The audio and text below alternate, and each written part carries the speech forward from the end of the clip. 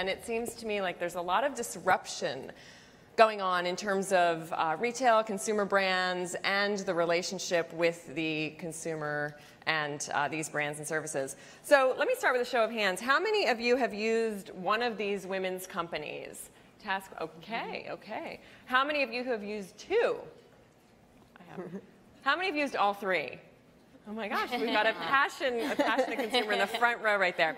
All right, so you have three different kinds of platforms and models, really. But Leah, let me start with you. Your company has been around the longest of the three, and you were really a pioneer of the on-demand economy with TaskRabbit. Explain the aha moment that led you to create TaskRabbit and how you see it as kind of disrupting the relationship between the consumer and the brand, and the service. Yeah, absolutely. And so I founded TaskRabbit back in 2008 at a time where the words the sharing economy, the on-demand economy didn't really exist yet. So for one, it's been really fascinating and exciting to see how the consumer mindset has shifted and changed over the last 7 years, incredibly dramatically. And so for me, I was a software engineer at IBM. And I had the idea for TaskRabbit one night when I was sitting at home. My husband and I were getting ready to go out to dinner, and we realized we were out of dog food. And we thought there's got to be someone in our neighborhood who can help us grab this dog food. We're willing to pay for their time. And it's such a simple problem. Why isn't there a simple solution? And back in 2008, the iPhone had just really come out a few months earlier. No one was using location-based awareness in their apps. No one was really leveraging the social graph and social technology to create trust between users. And so we were, one of the first in the space that was really rethinking what I called service design and service networking. And the idea was, how can we connect a community to live more efficiently together? How can we get neighbors to trust their other neighbors to help them get small jobs, tasks, and everyday things done? And so that was my aha moment. And 4 months later, I ended up quitting my job at IBM to build the first version of the site. I'm a user of TaskRabbit. Right now I have a TaskRabbit moving stuff out of my old office into our new office, like right now in New York. Love it. Katrina, Stitch Fix is a membership subscription model, so it's slightly different, but also kind of disrupting the relationship with the consumer. So how is that relationship different? Is it stronger, and is it more difficult to manage? I think subscription is definitely an option that we have available to our customers who choose to do that. But the relationship we have with our customers is really based on being able to deeply personalize retail for her and her lifestyle and her preferences. And so when we have customers who sign up, they let us know their size and style preferences and what they're looking for. And oftentimes they share very personal things with us that are meaningful for what she's looking for in her clothing that she may not share with other retailers. And so, for example, I had a stylist send me, she's like, oh, look over this fix. This woman says she knows you. And in her note, she had said that she had met me. And I'm looking over her fix, and she had put in her notes, like, I just found out that I'm pregnant. And she's like, and I'm due in, it was like April or something. It was literally like, she was like 4 weeks pregnant. And she was sharing this with her stylist, and she probably hadn't even shared this with her friends yet. And so that very, very deeply personal relationship that our stylists are able to build with our clients is really based on our clients kind of deeply trusting the brand, and also really recognizing that the more they can share with us, the better we're able to curate and personalize that experience for her. And so, we're really kind of proud of that trust that our customers have, and it's a meaningful part of kind of how we're able to deliver the service for her. And you've seen that in your growth in your numbers. I mean, it's been pretty Absolutely, striking. and I mean, we really think of Stitch Fix, and this is why so many of our clients choose to be on a subscription, because we see that they really see this as kind of a long-term relationship, and we really think of it as a long-term relationship where we're able to kind of curate and personalize for her through multiple stages of her life.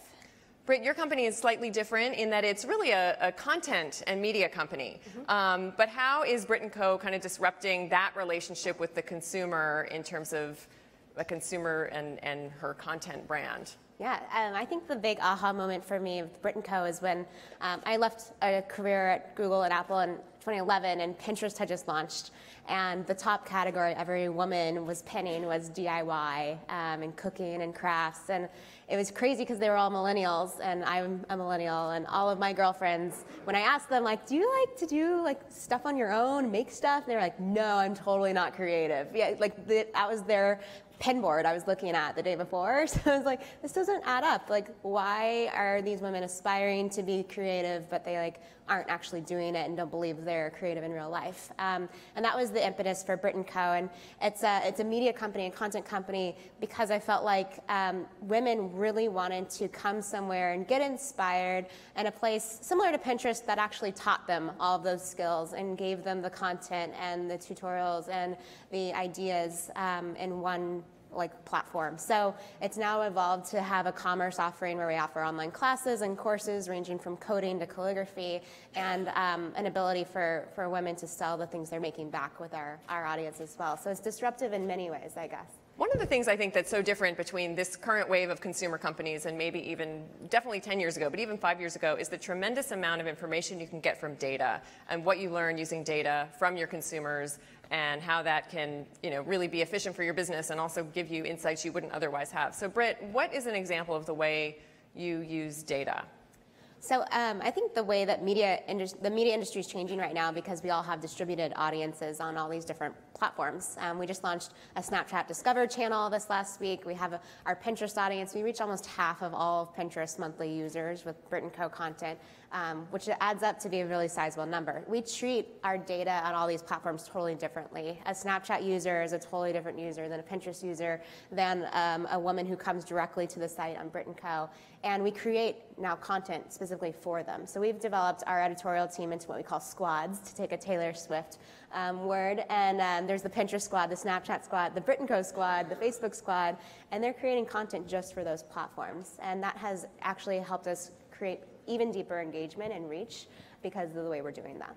Katrina, are you able to predict what your consumers are going to like? Because they're getting a box of clothes, a fix every month, a box of clothes, and they may or may not like it. But how are you able to use data to kind of best guess what to send them and to tailor their preferences? Yeah, we use data in all kinds of ways, and certainly the tools that our stylists have available to them to be able to better predict kind of what's going to work and what's not going to work is heavily based on the customer's preferences, and also what we know historically over 4.5 years of operations of what's working for customers of certain body types and what jeans are working for customers like this one.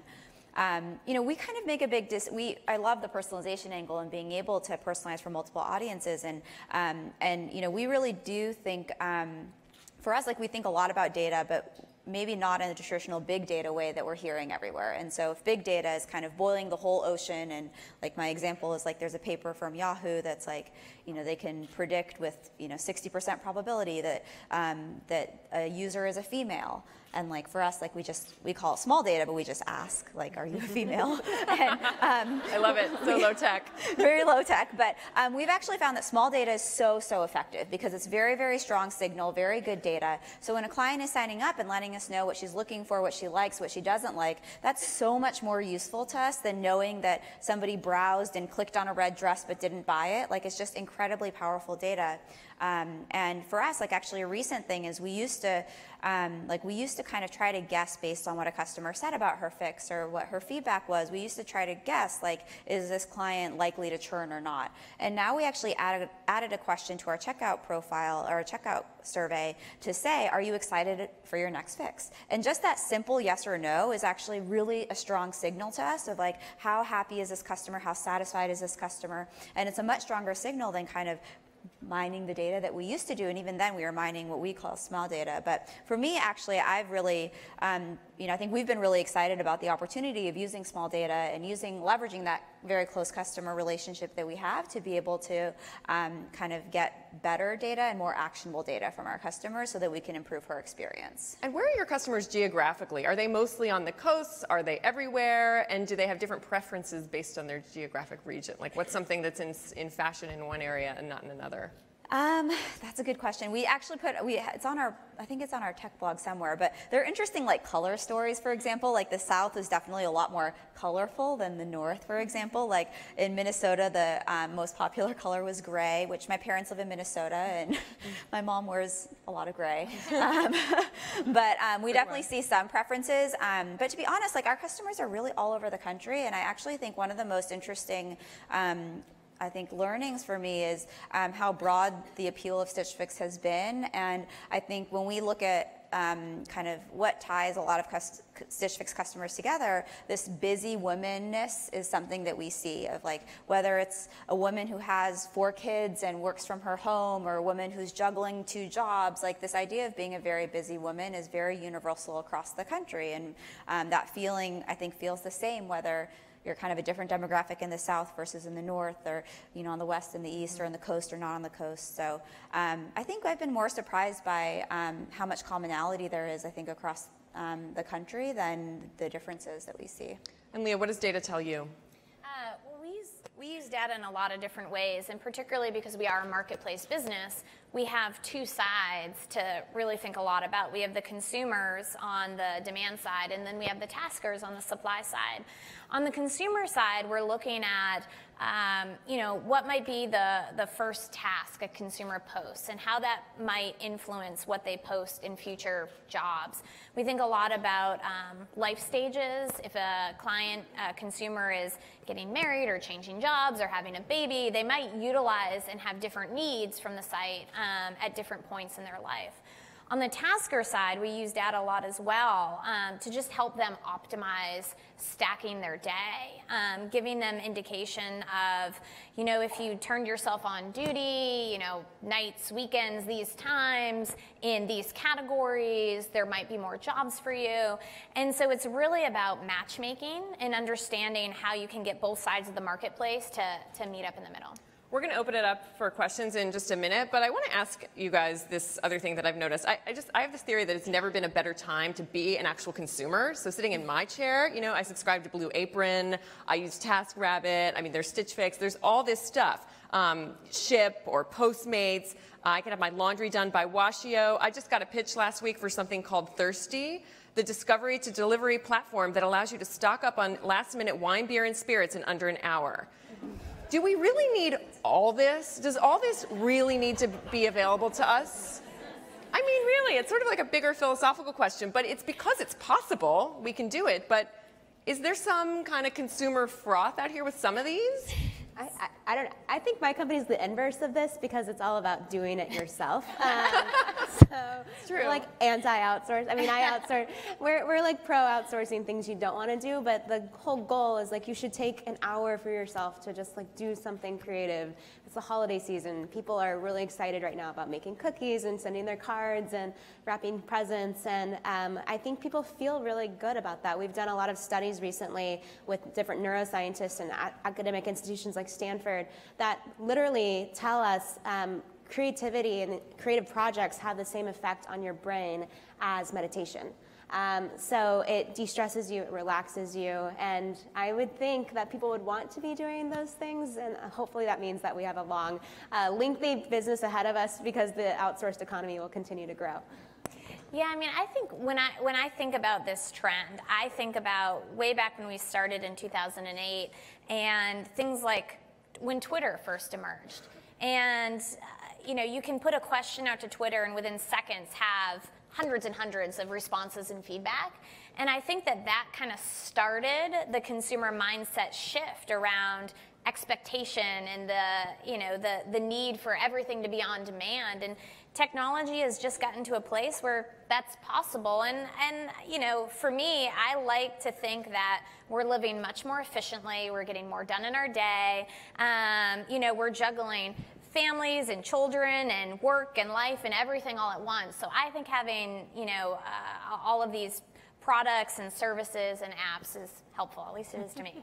I mean, I'll be the outlier here. Like, I mean, I definitely think as a consumer, it's awesome. Like, I take advantage of a lot of these services. I think it's an amazing time to be a consumer right now. But there are an astonishingly high number of businesses today where they are losing money on every transaction. And like, that is not a business. Like, you do not tell your child, like, oh yeah, make some lemonade. It's going to cost you. Some applause out there. It's going to cost you $1 to make the lemonade, and you should sell it for 50 cents. Like, that makes no sense. Like, these businesses, like, unless they can figure out a way to be making money, these are not businesses that are going to be here for the long term. And as a consumer, I enjoy taking advantage of it for now, but I really do hope that some of these can find a way to make the math work, because it is terrifying, the amount of burn that you're seeing in some of these companies. And you know, I don't know that that's kind of the example that we want to set, as this is what a business looks like. In my household, every time we make a Blue Apron, it's like, don't get used to this. You know, nothing against Blue Apron, but there's 5 or 6 of those companies now. And so, anyway, who has a question? We have a very short amount of time. Anyone? We can keep talking about this. Okay, let's keep talking. So do you think that we'll see? I mean, I think of you two in particular as sort of the blue chips of those companies. You've been around for a long time. Your model, your growth, you know, you're established. So I'm really referring to more of the newer companies. But do you think we'll see some bursting of a bubble, if we can call it that? I mean, I completely agree with Katrina, and I think particularly in this on-demand space in the last 2 years. There have been so many companies that have popped up. They've been super verticalized. They're losing money on every transaction. They're not thinking about unit economics. But I think, you know, I can speak for myself at TaskRabbit. Because we've been around for so long, since 2008, we've been very capital efficient. We were always focused on unit economics. We've been able to create a long-term sustainable model for our business in a way. You changed a little bit. You had a shift in the model about a year ago from, if I'm saying this correctly, bidding for taskers bid on projects to now, if I'm a user, I pick one person in particular. Is that right? Exactly. We got rid of sort of the auction bidding process, and we created a more streamlined product experience, because that's what the consumer expected. And we were able to sort of, you know, shift our product and shift operations to meet that expectation. But at the same time, we've always been super cognizant of the unit economics and creating something that is long-term and scalable. I'd love for each of you to name a consumer brand that you are not in business with, that's not a customer, that you really admire. You know, another consumer brand out there that you really think has really nailed it in some way. Brit, let's start with you. Oh, that's good. I mean, for me, the first one that comes to mind is Starbucks. I was just in Japan with my husband for a week, and like, it is amazing how global that brand is and how consistent it is, and also how like, just even the culture of like being in a Starbucks in the middle of Tokyo feels just like you're in Burlingame. Like, it's crazy. And it's also changed culture. Like, in, you know, in China, in Japan, like, drinking coffee the way that you drink a Starbucks was not a thing. And that was something, like, they built this completely new business, not just here, but abroad, and really transformed the culture of that also. And so I was just... That's a great one. I love Starbucks here, but just being international, I was just floored at what they've been able to achieve. Great. Brit, really quickly.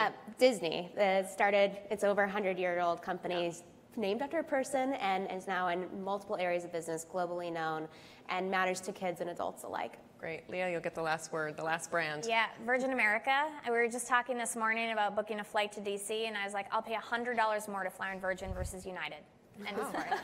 There you have it. Please join me in thanking our panelists for a great conversation. That's great. It's really fun. Great answers. I'll let you guys off.